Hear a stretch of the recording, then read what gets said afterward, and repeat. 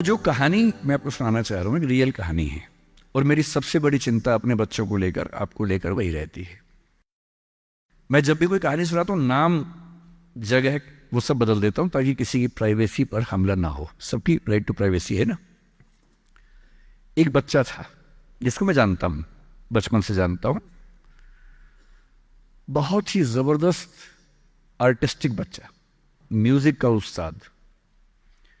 उसके घर में लगभग सब लोग म्यूजिक के उस्ताद थे। इंस्ट्रूमेंटल म्यूजिक, वोकल म्यूजिक, हर चीज में अच्छा, पढ़ने में भी ठीक, बढ़िया। और जब हम स्कूल में थे, वो मेरी क्लास में तो नहीं था, थोड़ा सा अलग क्लास में था, पर स्कूल में बहुत पॉपुलर था। Being into music, I was in debating, he was into music.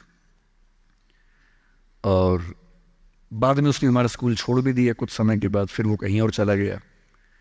फिर हमारा मिलना नहीं हुआ। उस समय ना तो व्हाट्सएप था ना यूट्यूब था, तो बाद में मिलने का स्कोप भी नहीं रहता था। जो एक बार चला गया वो चला ही जाता था उस समय। अब तो बच्चे जिंदगी भर दोस्त रहते हैं। फिर जब मैं दिल्ली यूनिवर्सिटी में आ गया, ग्रेजुएशन कर चुका था, उसके बाद अचानक मुझे एक बचपन का दोस्त मिला जिसने मुझे एक इंटरेस्टिंग क्या, डेवास्टेटिंग बात बताई। तो बात चल रही थी कि स्कूल के दोस्त कहाँ कहाँ हैं, क्या कर रहे हैं। तो बातों बातों में उसका जिक्र भी आया।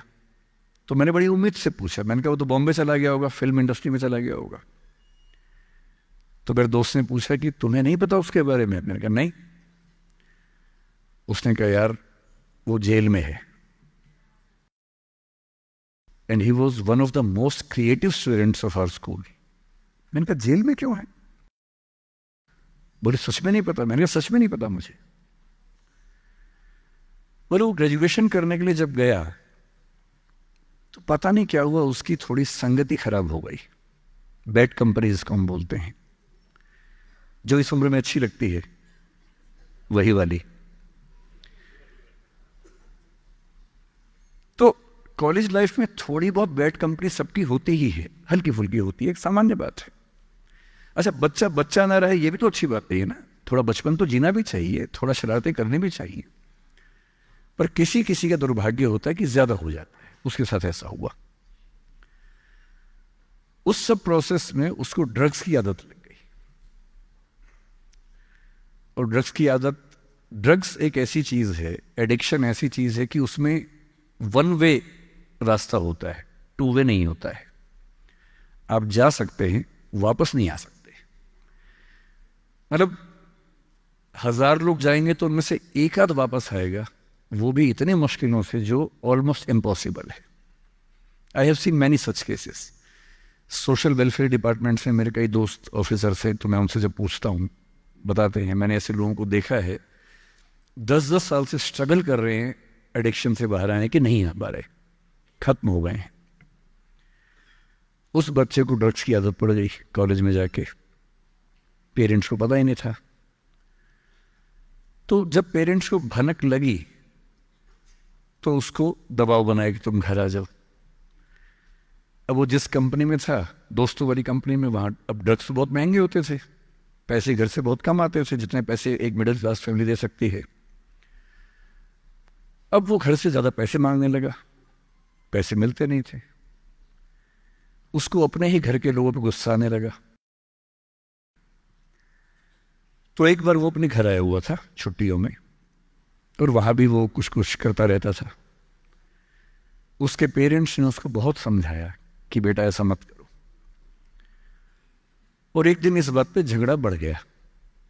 भाई आप पेरेंट्स की चिंता समझेंगे आज से 30 साल बाद, जब आपके बच्चे इस एज में होंगे ना, आपकी नानी मर जाएगी उस समय।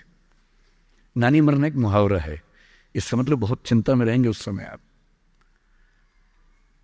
और उस दिन पता नहीं क्या हुआ, एक झगड़ा हुआ, क्योंकि जो एडिक्शन के शिकार हैं उनका दिमाग उनके कंट्रोल में नहीं होता है। यहां तक कि जो ड्रिंक करते हैं, ड्रिंक एक लेवल से ज्यादा कर लें तो दिमाग कंट्रोल से बाहर निकलने लगता है। ड्रग्स में तो ये एलिमेंट बहुत ज्यादा होता है। और आधी रात को उसने क्या किया, उसने अपनी फैमिली के 5 लोगों का मर्डर कर दिया। मर्डर। उसने खाने में जहर मिलाया, लगभग सब लोग उससे मर गए। एक मेंबर नहीं मरा क्योंकि उसने खाना खाया नहीं उस दिन, तो उसको उसने अलग से मारा। और ये बात है जब उसकी उम्र लगभग 17-18 साल की थी या 19 के आसपास रहा होगा। उसके बाद वो जेल गया। मेरी सबसे बड़ी चिंता ये होती है बच्चों को लेकर कि किसी भी गलती से वो ड्रग्स में ना चले जाएं। आप सबसे रिक्वेस्ट कर रहा हूं हाथ जोड़ के, कुछ भी कर लेना, ये मत करना। बदमाशी करो, शरारत करो, थोड़ा इश्क विश्क होगा करो, कोई दिक्कत नहीं। किसी को चीट मत करना, ड्रग्स में मत जाना, क्योंकि इन रास्तों पे जाने के बाद वापसी का रास्ता नहीं।